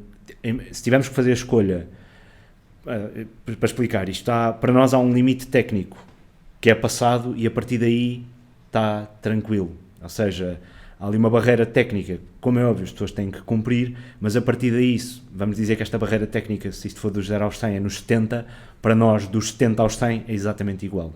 Se tivermos alguém que tem 70, vamos dizer assim, a nível técnico, mas que tem uns soft skills extraordinários, é uma pessoa que adora aprender, é uma pessoa que que comunica bem, que consegue dar feedback e receber feedback, para nós é muito mais valioso do que uma pessoa que tem 100 a nível técnico, digamos, e que não tem soft skills, e que não comunica bem e não sabe trabalhar com outras pessoas. Para nós é muito mais importante o primeiro perfil. Nesta vertente, nós contratamos tipicamente pessoas com mais do que um ano de experiência, mas depois temos também um programa que é um programa de mentoring pods, em que nós temos pessoas mais júniores que falam connosco. Se são pessoas que nós vemos que estão motivadas para se juntar a nós colocamos a fazer basicamente um programa de mentoria com pessoas da Dare Data durante 3 meses, com mais 2 pessoas, ou seja, no mesmo estágio. E depois, no fim, contratamos essas pessoas para dentro da Dare Data se as coisas correrem bem. Se as coisas correrem mal, as pessoas aprenderam sobre coisas que vão ser muito importantes para o caminho delas. Mas nós temos esse mecanismo para garantir que as pessoas, quando entram na Dare Data, também já têm confiança daquilo que vão fazer a nível técnico. Temos isto que nós chamamos os mentoring pods, que tem estado a resultar muito bem. Nós já contratámos diversas pessoas através disto, ou seja, uma pessoa fala connosco e diz assim, olha, os próximos 3 meses vais estar aqui a estudar estes temas com estas 2 pessoas, ou seja, é quase uma formação para ti de materiais open source, em que nós estamos a dar um caminho de carreira, é um dos partners até que faz isso, diretamente com a pessoa e forma e ajuda as pessoas. Depois tens um mentor que nós, Dare Data, estamos ok para te dar, para tu aprenderes e estares aqui no meio. Já tivemos pessoas que tiveram a fazer um mentoring pod connosco e foi um investimento da nossa parte e depois foram contratadas para outro sítio e estamos super tranquilos com isso. Gostamos muito de ajudar também pessoas a ter a carreira, seja na Dare Data, seja onde seja. Mas nós, para pessoas júniores, gostamos sempre de fazer isto. Gostamos sempre de garantir que há um limite, há ali um nível técnico, porque nós também fazemos a nossa marca valer por isso. Então acabamos por fazer isto. É um bocado diferente das outras consultoras. E que níveis técnicos é que estão à procura? Tanto hard skills e soft skills, o que é que vocês procuram mais? Hard skills tipicamente é Python, conhecerem algoritmos de machine learning e serem capazes de trabalhar bem com dados, portanto com tabelas, com serem capazes de reconhecer e transformar tabelas, dados tabulares, dados também não tabulares, nós não temos assim tantos projetos com dados não tabulares de vision e de texto, temos alguns, mas não temos muitos, mas tipicamente é isto, se tiverem estes 3 parâmetros que eu disse, ou seja, capacidade de trabalhar em tabelas, conhecimento de algoritmos e proficiência em Python, são aptos para se juntarem a nós. Nos soft skills, são particularmente trabalho em equipa, boa comunicação, serem capazes de comunicar, terem capacidade de receber e dar feedback, que é um skill muito difícil, saber dar e receber bom feedback é muito difícil, e também pessoas que tenham uma capacidade de aprendizagem relativamente rápida, ou seja, pessoas que tenham a capacidade de ler materiais, aprender essa informação de forma rápida e demonstrar que conseguiram aprender aquele conhecimento e implementar qualquer coisa. Porquê? Porque isto emula muito os projetos que nós fazemos, que é chegar a um cliente, muitas vezes com um stack técnico muito diferente daquilo que nós estamos habituados, com uma indústria muito diferente da que nós estamos habituados, e nós temos que aprender isso de forma rápida. Ou seja, normalmente é isto que nós procuramos nas pessoas. Nós temos várias pessoas, por exemplo, temos agora uma pessoa a trabalhar connosco que nós gostamos também muito de fazer isto, que é dar uma mentoria mais próxima às pessoas que entram connosco, os próprios sócios. Nós gostamos de ter uma proximidade grande com as pessoas que entram. Não sei quando é que isto vai acabar, porque à medida que a empresa escala vai ser cada vez mais difícil fazendo isto, mas nós queremos manter-nos próximos das pessoas que entram, não queremos desligar-nos como é feito nas organizações muito grandes, como é normal, acho que isso acontece nas organizações gigantes, mas nós também não temos muito essa ambição de ser uma organização ultra gigante, portanto queremos sempre manter-nos próximos das pessoas que entram. Tivemos uma pessoa, por exemplo, que entrou como Data Analyst, inicialmente a fazer projetos de Data Analyst, e queria migrar para ser um Data Scientist, e é uma pessoa que tem estado a acompanhar, a trabalhar connosco, e era uma pessoa até mais júnior, e houve ali um projeto que estava à procura de uma pessoa como ele, e ele entrou e juntou-se a nós, e agora tem estado a ser acompanhado a crescer para Data Scientist, e hoje em dia é um Data Scientist pleno, a fazer tarefas de Data Science e com código com bastante qualidade. Isto era uma pessoa que vinha... Nós não queremos também muito saber do background das pessoas, honestamente. Universidade, média, sim. Não olha muito para isso? Não. Então, como é que é o vosso processo de recrutamento? Falaste num challenge? Nós, atenção, digo, não queremos muito saber do percurso académico, no sentido em que nós achamos que isso vai estar correlacionado com o facto do que a pessoa vai fazer no nosso challenge. Basicamente é isto. Mas se uma pessoa fizer um challenge técnico extraordinário e tiver 12 ou 13 na universidade, nós acabamos por querer contratá-lo. Basicamente, se for uma pessoa que consegue comprovar que de facto tem uma componente técnica fortíssima, se calhar teve 12 ou 13 por outras razões, ou a universidade não estava focada nisso, ou outras razões, mas não entramos muito por aí. Apesar de que eu acho que as pessoas devem ter um percurso académico ímpar. Eu, pessoalmente, acho que as pessoas demonstra de facto uma capacidade também de esforço muito grande, e eu acho que isso deve ser incentivado. Mas o nosso processo de entrevista é muito simples. Nós temos uma entrevista com uma das pessoas da Derdata, só para dar a conhecer a Derdata, porque nós trabalhamos também de uma forma um pouco diferente. Nós somos uma rede de freelancers, toda a gente que está na Derdata. Ou seja, isto é importante, porque nós preocupamos, a nossa maior preocupação, eu depois já falo disto um bocado mais à frente, mas pronto, perceber se as pessoas estão confortáveis em trabalhar numa ótica sempre de freelancers nos projetos que nós temos, porque isso é como nós trabalhamos. Nós tipicamente contratamos muitos freelancers para a Derdata, para estarem connosco. Contratamos no sentido em que nós juntamos projetos a pessoas, é a forma como nós somos uma consultora um pouco diferente aqui neste sentido. E nós fazemos esta primeira entrevista para as pessoas conhecerem a Derdata. Somos logo muito transparentes com o que é que nós pagamos, somos logo muito transparentes com como é que as pessoas ganham dinheiro através da Derdata, que é uma reitora, portanto as pessoas ganham uma reitora e sabem qual é a margem da Derdata e sabem somos bastante transparentes com quanto dinheiro é que cada parte envolvida num projeto está a fazer. Isto tem sido muito importante para toda a gente. E depois de termos esse fit cultural entre a empresa e a pessoa que está a trabalhar, porque há pessoas que dizem, estou super tranquilo a trabalhar como freelancer, até porque gostam, porque, por exemplo, eu passei a freelancer quando comecei na Derdata e hoje em dia acho que vai ser muito difícil voltar atrás, porque tens uma liberdade de vida muito diferente, e nestas áreas onde há muita procura por pessoas, dá-te uma capacidade de fazer os outros projetos por fora, dá-te uma capacidade de fazer as outras iniciativas por fora que tu normalmente não consegues quando estás, por exemplo, a contrato exclusivo com uma empresa, porque tens cláusulas que não te permitem isso. Então, depois desta primeira entrevista, fazemos este ponto, ou seja, percebemos o fit cultural, passamos depois para uma segunda entrevista onde nós explicamos o challenge técnico. E o challenge técnico é muito simples, e é engraçado porque este funil tem resultado, este funil de contratação. Nós enviamos às pessoas uns tutoriais de coisas que elas nunca viram. Por exemplo, coisas que Data Science, imagina, se nunca tiveste contacto com um determinado projeto, nós enviamos-te assim, olha, estão aqui estes tutoriais, lê nas próximas 2 semanas, quando estiveres pronto para fazer o challenge, diz-nos e nós enviamos-te o challenge. Depois a pessoa tem 3 dias para fazer o challenge e nós vemos o código da pessoa. Porque isto emula o que acontece num projeto, mais ou menos.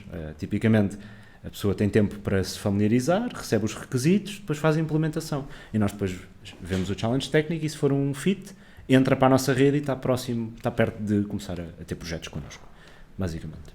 E falaste em que vocês contratam freelancers.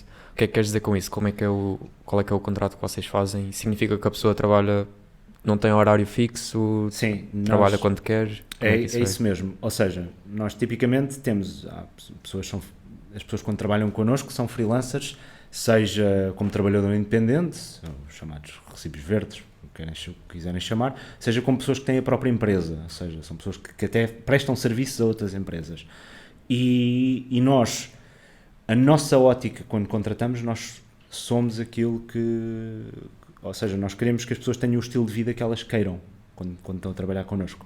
Nós temos pessoas que trabalham 6 horas por dia, temos pessoas que trabalham 10 horas por dia, se quiserem, nós não incentivamos a isso, mas podem trabalhar, e recebem cada hora trabalhada. Ou seja, não trabalham 16 horas por dia e recebem 8, como acontece em algumas empresas. E achamos que este é um mecanismo mais justo para toda a gente, seja para a organização, seja para as pessoas que estão a trabalhar connosco, porque muitas vezes as pessoas dizem, eu gostava só de trabalhar part-time, 4 horas, eu gostava de... E depois é assim, se nós vamos a fazer regras de horário, as regras de horário eu acho que foram muito importantes para a luta dos direitos laborais no passado. Acho que para determinados setores é muito importante, nomeadamente setores mais precários, para um mundo onde nós estamos nesta área de data science, é mais impeditivo da liberdade das pessoas do que outra coisa. Por exemplo, temos pessoas que dizem assim, eu gostava só de trabalhar 4 dias por semana, porque recentemente fui mãe ou fui pai e gostava de ter um dia só para estar com os meus filhos. Ok, tudo bem. Neste esquema que nós temos, estás à vontade. Trabalhas 4 dias, fazes bill dos 4 dias por semana e recebes os 4 dias tranquilo, não há problema nenhum. Outra ótica, por exemplo, temos alguém que gosta só de trabalhar 8 horas no inverno e 4 horas no verão. Temos pessoas assim e nós, na boa. Desde que entregues, desde que o teu trabalho tenha qualidade, o nosso papel da AirData aqui é encontrar projetos que vão de encontro àquilo que as pessoas querem fazer dentro da AirData. Ou seja, o que nós queremos ser, nós fazemos consultoria, mas o que nós queremos ser é mesmo uma plataforma que dá às pessoas projetos que estão de acordo com o estilo de vida que elas querem fazer.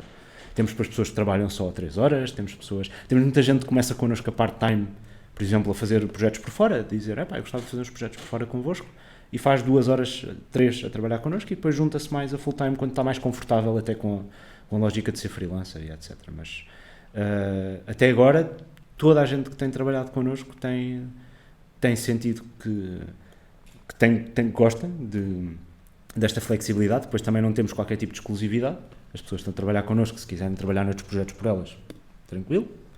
Nós achamos que se nós dermos uma empresa, uma organização das pessoas que querem mesmo trabalhar e gostam mesmo de trabalhar e veem vantagem em trabalhar connosco e veem uma transparência da parte de toda a gente que está a fazer a organização, então as coisas naturalmente acabam por acontecer. E tem estado a acontecer até agora. Pois ao lado, qual é que é o lado menos positivo disto? Pode haver instabilidade se as pessoas tiverem alguma preferência por um desafio concreto que queiram resolver. Imagina que tu estás a trabalhar para a AirData e dizes assim, eu só quero mesmo trabalhar em forecast em retalho. Fazes um bocado de narrow down aos projetos disponíveis para ti, não é? Porque não há tanta oferta desse tipo de projetos. Mas até agora, tipicamente, as pessoas têm estado a trabalhar connosco com o máximo de downtime que tiveram, ou seja, em que não tiveram a trabalhar, em que não tiveram a fazer billable hours, foi tipo 2 semanas, mais ou menos, 2, 3. A partir do momento em que tu entras na rede da AirData, o nosso papel enquanto sócios é arranjar-te projetos e para os clientes garantir que as melhores pessoas desta área estão a trabalhar connosco. É o que nós queremos fazer, basicamente. Ou seja, a AirData é tipo uma ponte entre as empresas que estão à procura precisam de fazer projetos e pessoas que estão à procura de projetos, certo? Sim. E uma cena interessante que eu vi que é a AirData é tipo toda remota. Vocês não têm escritórios. Achas que isso ajuda em termos de produtividade? Ajuda, e nós agora estamos a tentar combater isso, combater no sentido em que vamos fazer 2 encontros anuais, por exemplo, da AirData, para as pessoas se juntarem todas, porque é importante teres contacto presencial com as pessoas mesmo assim, apesar de que nós damos primazia ao remoto para tudo, porque para a malta trabalhar de onde quiser, temos pessoas que viajam pela Europa a trabalhar connosco, desde que entreguem os projetos, desde que tenham brilho profissional, não queremos saber onde é que elas estão. Não temos escritórios, estamos a pensar em arranjar uma pequena salinha em Lisboa para a malta se juntar quando quiser, mas temos muitas pessoas também que nós damos um serviço, ou temos descontos num serviço que é o Croissant, em que as pessoas estão nos coworks, ou seja, podem ir a coworks e há muita gente que vai em conjunto trabalhar para coworks da pessoal da AirData, junta-se no cowork e vai lá trabalhar. E, pá, os coworks também são um sítio fixe, que acabas por conhecer pessoas de outras empresas, acabas por te relacionar também com outras pessoas e acaba por combater um bocado a solidão. O trabalho remoto, puramente remoto, também não é para toda a gente. Há pessoas que não se adaptam ao trabalho puramente remoto. Eu acabei por me adaptar, eu antes ia sempre para escritório, eu acabei por me adaptar sempre ao trabalho remoto. Hoje em dia, se tiver algum sítio que me obriga a fazer commute de manhã para algum sítio, eu já nem ouço a proposta. Basicamente hoje. Para mim, no outro dia, tive que apanhar trânsito de manhã para ir a um sítio às 9 e tal, de carro. Enquanto estava no trânsito, pensei, isto não é para mim, eu já não volto aqui. E fiz aquilo durante 10 anos. E hoje em dia digo, já não volto aqui. Isto tira-me a produtividade toda. Porque para mim, cada vez mais é importante os minutos contarem, digamos, com as diversas coisas que tenho para fazer. E aquele tempo é tempo perdido. E acho que o trabalho remoto tem essa componente da socialização que ainda tem que ser melhor trabalhada, mas eu acho que é para onde isto, é o futuro. É para onde isto vai. Futuro, presente. Acho muito difícil começar a convencer pessoas que têm muita procura no mercado, cujos perfis têm muita procura no mercado, a terem que se levantar todos os dias às 8 da manhã para apanharem uma hora de trânsito. Acho isso muito, muito difícil. E quem está a fazer isso, quem é obrigado a fazer isso, mais cedo ou mais tarde, sai para outra empresa onde não tenha de fazer isso, basicamente. Isso é muito tempo perdido e tu tens outros projetos para além da tua empresa, não é? Que outros projetos é que tens desenvolvido? Então, agora começa aqui a lista grande. Eu normalmente é assim, eu tenho o meu dia todo dedicado à Dare Data, os meus dias até às 8 da noite, sensivelmente, ou seja, desde que eu acordo até às 8 da noite, é tudo dedicado à Dare Data e depois entro na parte dos projetos paralelos que eu tenho, que só os faço porque tenho muita paixão neles, basicamente. Mas estou mais envolvido a dar aulas online, ou seja, estou muito envolvido nessa parte, de criar os cursos para o Udemy, e que tem sido uma coisa que me tem dado imenso gozo e que tenho falado com pessoas de todo o mundo e aprendo bastante a fazer aqueles cursos também, essa é uma parte muito importante. Depois, também gosto muito de escrever artigos técnicos, sempre são coisas onde eu gosto muito de estar envolvido. Depois tenho a Associação dos Antigos Alunos, onde acabo por ter que tomar a lead para criar iniciativas e fazer com que os antigos alunos da Nova IMS voltem a juntar à sua universidade. Eu acho que isso é um eixo muito importante de qualquer universidade e nós temos que o trabalhar, e já está agora a ser trabalhado. E será que me falta mais alguma coisa? Eu acho que não, eu acho que é só isto. E agora vou começar também a dar aulas na própria Nova IMS. E depois eu tenho uma data de coisas que eu gosto de fazer mais pessoais, como gosto muito de ler, gosto muito de tocar guitarra, baixo e piano, portanto são coisas que eu faço, tento fazer todos os dias e tenho que ter tempo para isso. E, por exemplo, só uma hora de commute dá-me para fazer muita coisa, ou 2 horas de commute dá-me para fazer muita coisa disso. Ainda não dá para ir a tocar a guitarra dentro do metro sem que nos atirem uma moedinha, portanto, como também, pronto, eu gosto de fazer essas coisas e gosto de estar sempre... Às vezes é um problema meu, eu envolvo-me em demasiados projetos e a Dare Data ajudou-me bastante nisso, que é pôr tipo uma prioridade. A Dare Data é a minha prioridade e tenho essa responsabilidade depois com os meus sócios e, portanto, não me disperso. Quando é para a Dare Data, é para a Dare Data e não me disperso. Depois, a partir das 8 da noite, já é outra coisa. Aí já começa a dispersar mais um bocadinho. Às vezes nem tanto, às vezes também tenho de fazer coisas para a Dare Data, mas principalmente aos fins de semana depois acabo por gastar muito tempo nestes projetos paralelos que eu tenho. Acho incrível estares em tantos projetos e teres tempo para isso tudo. Organizar. Pois, que técnicas de organização é que tens? Então, lista de to-dos é muito importante. Eu agora já descobri um mecanismo. Isto tem sido evolutivo, a cena de aprender a gerir o meu tempo. É tentar gerir o caos. Tenho visto que ferramentas é que funcionam melhor. Então tem sido aqui uma perspectiva darwiniana a tentar organizar. Porque, como eu tenho esta curiosidade natural de tentar fazer tantas coisas e aprender tantas coisas, e eu tenho um problema, mesmo, eu não consigo estar sentado. Se eu estiver sentado, que é um problema, eu acho que é mesmo, não há aqui uma componente qualquer mental que eu devia ver disto, não sei, mas é que eu não consigo estar sentado do género. Parece que estou a ser presunçoso a dizer isto, mas é mesmo, eu não consigo estar sentado tipo 10 minutos assim quieto, não consigo, começo mesmo a ter problemas, ou vou pegar qualquer coisa para ler, ou vou fazer qualquer coisa porque não consigo, então tenho de arranjar mecanismos para extravasar toda esta energia que está contida aqui dentro. E fazendo isso de forma produtiva, tive que arranjar alguns mecanismos para isso acontecer de forma produtiva e não ser completamente caótico, do género, vou agora tocar aqui um bocado de guitarra e agora vou largar e agora vou começar a gravar curso e depois vou começar a fazer coisas para a Dare Data. Tive que arranjar um mecanismo. Então, uma das coisas que mais me ajuda é ter uma to-do regular, que é uma to-do. Eu uso o Microsoft To-Do e uso coisas regulares que eu tenho de fazer. Por exemplo, dando um exemplo, tenho que... outra coisa que gosto de fazer é aprender línguas. Então tenho Duolingo, faço bué Duolingo, sou tipo... Eu gosto bué do Duolingo e tal, e sei tipo... Só sei dizer as frases do Duolingo, mas pronto, não sei fazer mais nada, não sei manter uma conversa. Mas sei dizer as frases do Duolingo. Estás a aprender que língua agora? Vou aprender espanhol e mandarim. Ou seja, pronto, e mandarim sei falar as primeiras frases do Duolingo. Aquelas primeiras eu sei. Se alguém me responder, eu fico. Não sei. Vamos mudar para outra língua. Mas então o que é que eu fiz? Para ter alguma regularidade, eu tenho, por exemplo, fazer Duolingo no To-Do. E aquilo tem um alarme que me sai de 2 em 2 dias. Quando eu vou de manhã à minha To-Do, isso já está lá metido. Tipo, do género, olha, hoje tens de fazer Duolingo. E eu já sei, ok, hoje vou ter que arranjar aqui um bocadinho depois para fazer Duolingo porque isto apareceu aqui. E comecei a usar esses mecanismos de escrever tudo o que eu quero fazer, tipo naquela to-do, e deixar que o to-do mande no meu dia, do género, eu abro de manhã o computador, já sei, olha, isto são as coisas que eu quero fazer para hoje. E, mais importante do que fazer muito, é importante ter consistência a fazer as coisas. Ou seja, por exemplo, para aprender, eu comecei a aprender piano no ano passado.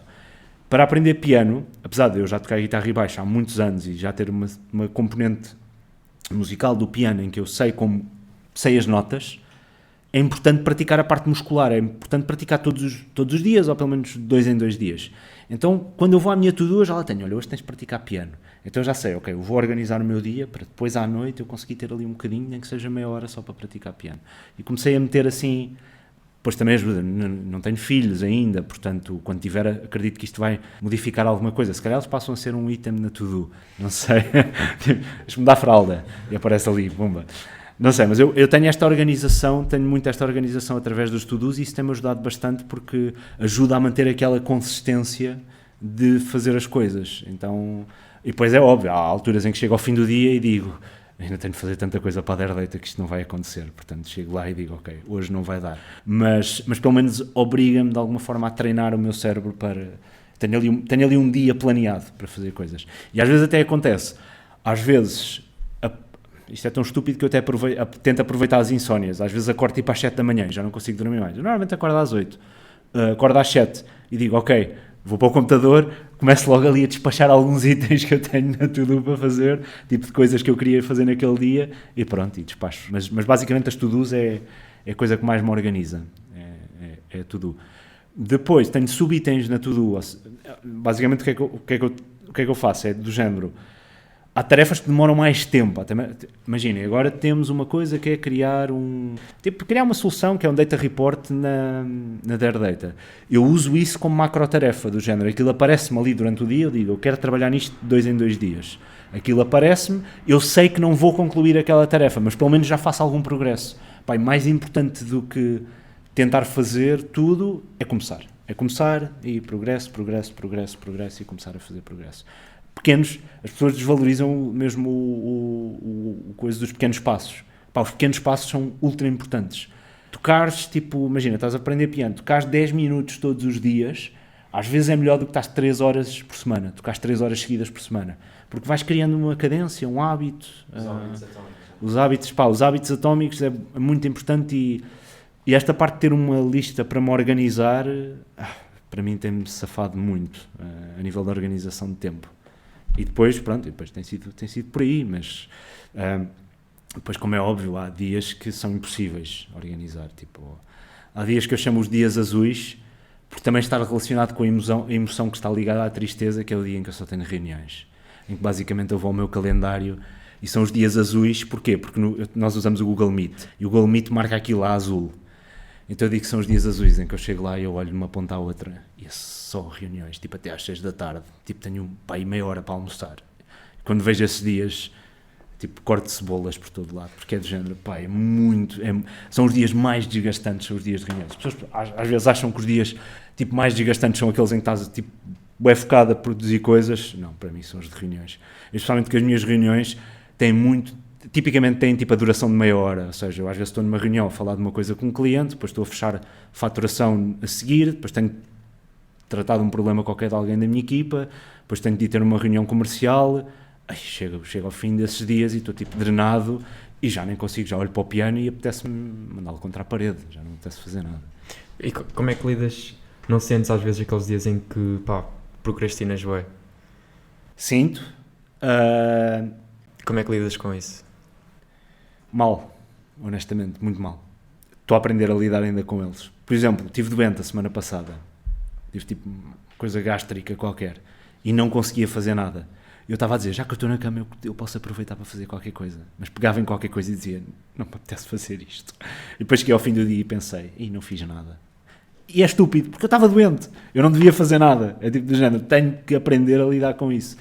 E normalmente, como eu lido, tento sempre, nos dias em que procrastino muito, tento sempre fazer qualquer coisa, tento sempre fazer alguma coisa que me vai deixar feliz naquele dia, nem que seja pequena, pelo menos para saber, ok, hoje não estou muito no mood para fazer coisas, vou fazer aqui qualquer coisa que me deixe pelo menos contente com o dia de hoje. Porque há dias naturalmente mais produtivos que outros. Por exemplo, os meus dias fora de casa, eu gosto muito de ir trabalhar para cafés e com o computador às costas e tipo... Então gosto muito de sentar num café a trabalhar. Esses dias são ultra produtivos para mim, porque eu dou-me mesmo bem com esse ambiente, ou seja, o maior... Para combater essa procrastinação e para ela não ser tão grave, o que eu dou mesmo de conselho é as pessoas descobrirem qual é que é o seu ambiente, certo? Por exemplo, eu trabalhar em casa vou procrastinar invariavelmente mais do que se for trabalhar para um sítio qualquer no meio de um café com uma data de confusão à minha volta. Porque estou ali, estou super focado. Eu tive... Foi assim um momento tipo do género, olha mais aliens como eu, que coisa gira. Eu estive nos Estados Unidos há pouco tempo, fui de férias a Nova Iorque e toda a gente faz isto. Eu fiquei num hotel em que no lobby do hotel estava toda a gente com os computadores a trabalhar. E eu estava de férias a dizer, a curtia vai estar a fazer aquilo, a curtia vai estar ali sentado a fazer aquilo com eles. Toda a gente faz aquilo. É de género, mesmo está enraizado na cultura deles. Eu adoro isso, adoro sair com o computador, trabalhar e fazer coisas. Tu já passaste pela EMS, já estás a trabalhar há muitos anos. Que dicas é que tens para aqueles alunos que estão agora a acabar o curso, como eu? Vou dar aqui, se calhar, 3 vertentes, acho eu, de dicas. Eu vou falar muito na perspectiva de Data Science, de alguém que vai para Data Science e também para Data Engineer, acho eu. É importante, inicialmente, criar um portfólio de projetos pessoais para demonstrar a vossa competência, porque isso vai-vos dar acesso a melhores oportunidades, a primeiras oportunidades, pelo menos. Porque as primeiras oportunidades há aquelas muito standardizadas em que, não referindo nomes de empresas, em que contratam 300 pessoas já com a perspectiva de só 10 daquelas é que vão se ingrar na carreira, e eu acho, ok, se ninguém quer fazer parte dos outros 270, e há uma elevada probabilidade disso acontecer. Posso estar a exagerar os números, mas acontece com alguma regularidade, assim, pelo menos percentagens grandes ou empresas que contratam pessoas júniores com uma percentagem, a saberem que uma percentagem grande não vai se ingrar. E ter um portfólio de projetos acaba por poderem ter acesso a outras oportunidades, se calhar mais interessantes, dentro de startups, se calhar vão falar com outro tipo de empresas, não apenas estas típicas empresas onde toda a gente diz. Este é um dos conselhos que eu acho mais importante, é fazer um portfólio, por exemplo, no GitHub, fazer um portfólio de projetos no GitHub, pessoal, e não precisa de ser ultra tipo, sei lá, avant-garde ou uma coisa assim, tipo uma coisa super sofisticada. Não, os portfólios em que vocês digam, olha, eu tirei estes dados, mesmo seja uma coisa do Kaggle, em que tirei estes dados, fiz estas conclusões, está aqui o meu código, isso demonstra uma proatividade da vossa parte muito grande. E eu acho que isso acaba por fazer um fator diferenciador. Outro é tentarem envolver-se ao máximo em comunidades desta área, tentarem ir a meetups, tentarem conhecer pessoas da área, criar uma network grande dentro da área é muito importante. Mesmo que vocês sejam estudantes, por exemplo, envolverem-se em meetups, envolverem-se em associações dentro desta área, fazerem projetos pro bono, é muito importante para criar esta network e para trabalharem com outras pessoas, ou pelo menos para terem contacto com outras pessoas que depois vão notar em vocês, ou vão notar na vossa pessoa, de certeza, mas isso é bastante importante. E o terceiro, eu diria que era estarem sempre prontos a aprender, ou seja, a aprendizagem não vai parar aqui na universidade e cada vez mais não para. É continuarem à procura de mais conhecimento, continuarem à procura das evoluções dentro das áreas técnicas que querem seguir. Possivelmente, uma das coisas que eu gosto e que foi muito transformacional para mim e que foi ensinar, foi começar a fazer coisas para ensinar outras pessoas. Mesmo pode ser, sei lá, ser tutor de alguém que já está na universidade, ser mentor, o que seja.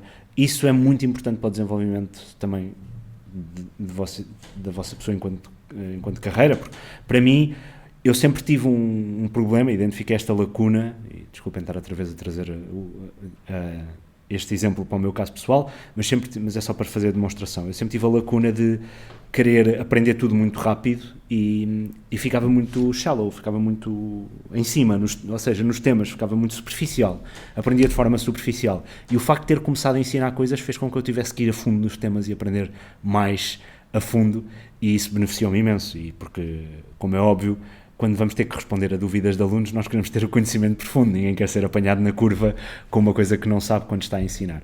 E, portanto, eu acho que são estas vertentes que eu acho mais importantes. Focaria principalmente na parte de ter um portfólio de projetos e na parte de tentar criar uma network logo, tentar criar logo uma rede de contactos que nos permita dar acesso a oportunidades e fazer com que as pessoas se lembrem de nós. Porque isto são as coisas diferenciadoras que vos vão fazer com que vocês sejam diferentes de todos os vossos outros vossos colegas que estão à procura de trabalho também. E onde é que encontramos esses meetups e a network? Como é que conhecemos outras pessoas? Também há o LinkedIn, né? E presencialmente? Sim, eu diria que há uma página mesmo que se chama Meetup, em que tem diversos meetups desta área, Data Science, Machine Learning, Data Engineering, em que vêm aqui em Lisboa esses meetups a acontecerem em vários sítios, tipo na sede, sei lá, sede das empresas, sede das startups, e as pessoas juntam-se, estão lá um bocadinho a falar sobre esses assuntos, e essa é uma das hipóteses. Outra hipótese é contribuírem para outras organizações, por exemplo, sei lá, Data Science for Social Good, existe, a Lisbon Data Science Academy também, é outra organização de voluntários em que estão sempre à procura de pessoas a ensinar, até pessoas que possam ver também aprender, etc.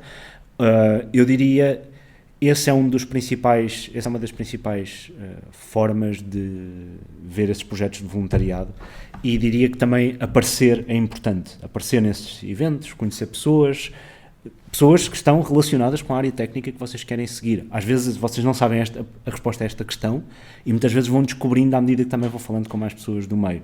E é basicamente aproveitarem todas as iniciativas da universidade também para isso, ou seja, programa de mentoring, como vocês também já fizeram, os programas que estão associados à Associação dos Antigos Alunos, os programas que a própria universidade permite que vocês conheçam outras pessoas, é sempre importante fazerem isso. Eu arrisco dizer que se quiserem conhecer alguém de um determinado, imaginem, vem alguém com um determinado cargo no LinkedIn e gostavam de tirar algumas dúvidas, mandem uma mensagem no LinkedIn, não tenham problemas nisso. No máximo o que vão ter é uma não resposta. Se tiverem uma não resposta não há problema.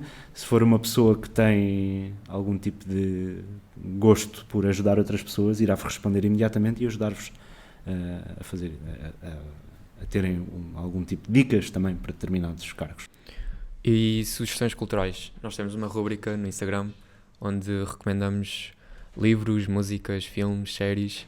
Se tivesse de escolher 2 livros para aí, ou música, o que é que escolhias? Então, eu vou começar pelos livros. Eu vou escolher uma série que eu agora até estou a ler e gosto muito, que é a série Dark Tower, do Stephen King, que é também houve um filme desta série, pá, e eu adorei. É uma série que eu adorei, não adorei o livro, estou a adorar a série, estou a adorar ler a série, é assim uma coisa, são para aí 7 ou 8 livros, mas recomendava, é uma coisa assim fora da caixa, mas é interessante.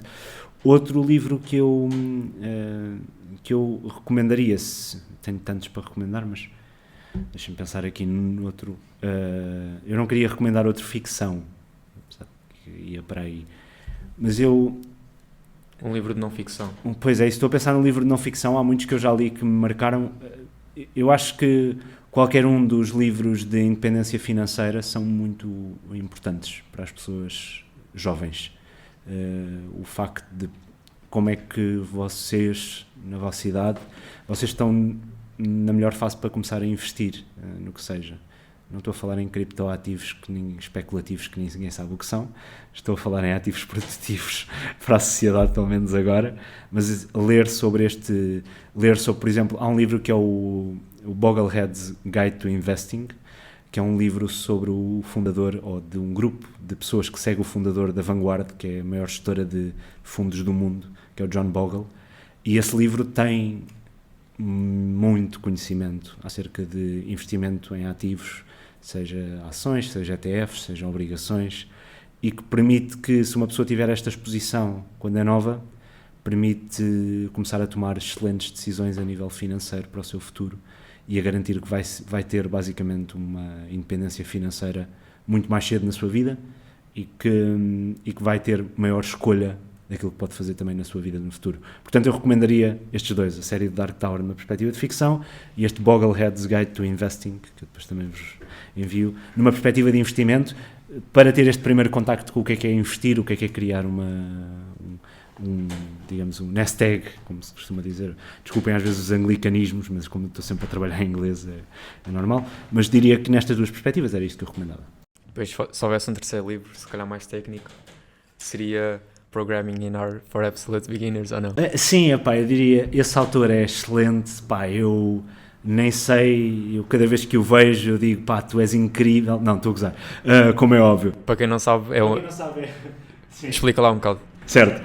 Não, esse livro, que foi um livro que eu escrevi, que foi o livro de programação R para iniciantes, que tem o intuito de ajudar pessoas que nunca pegaram em R a programar, quer dizer, recomendo porque fui eu que escrevi, mas é um livro basicamente que tem esse intuito, ou seja, tem o intuito de ajudar pessoas que nunca programaram em R a pegar na linguagem de programação completamente do zero, assumindo que não têm nenhum background de programação também, e pronto, e escrevi esse livro, está na Amazon e etc, e que recomendo só por ter sido eu a escrever, mas se quiserem pegar no outro DR, eu não fico chateado. Mas sim, eu diria, há muitos, também dar aqui só outra nota no outro livro técnico, aquele Pragmatic Programmer, é um livro que também é muito interessante, e que eu acho de uma perspectiva de engenharia de software, e até para ler, sair um bocado fora da caixa daquilo que são as linguagens de programação, não as linguagens de programação, mas a lógica como nós aprendemos programação até na 9MS, acaba por nos dar também outra nova perspectiva e uma parte mais de engenharia de software, que eu acho que é sempre um bom acrescento. E quando estavas a escrever o teu livro, baseaste nesse livro do Pragmatic? Não, por acaso o livro foi baseado até nos cursos que eu dou, ou seja, idealmente eu tentei foi através de feedback que tive dos próprios cursos, de melhorias que as pessoas sugeriam aos próprios materiais, e depois eu melhorei o curso e ajustei também para formato texto, e depois escrevi com formato texto. Foi muito assim, acho que foi mais por aí. E outras sugestões culturais que tenhas, para além de livros?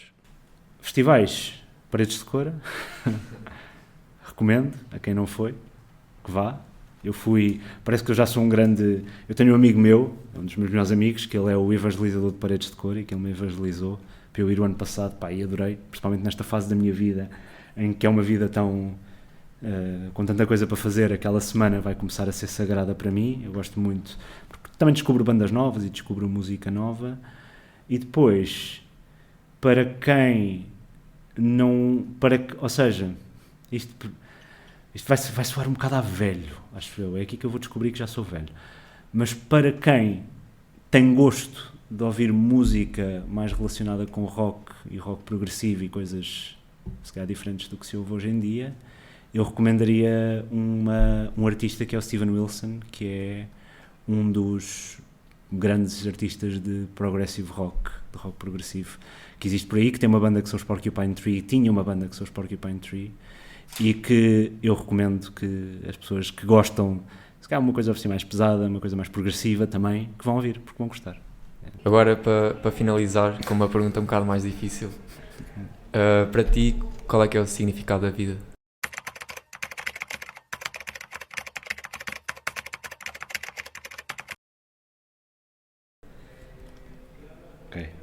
Então, primeiro é 42, este tinha que responder. Não sei se as pessoas vão perceber. Não, tem que ir sim. Depois tenho que pôr por baixo qual é que é a referência do livro que eu estou a dizer. Eu acho, sinceramente, já pensei algumas vezes sobre isto, e para mim há 2 significados. Um interior e outro exterior. O interior é procurar o conhecimento, honestamente. Acho que não há... Acho que é isso. Acho que é procurar o conhecimento e procurar compreender de forma humilde, neste pequeno ponto azul onde nós estamos, como é que o mundo funciona e o que é que nós podemos aprender sobre esse mundo hoje em dia.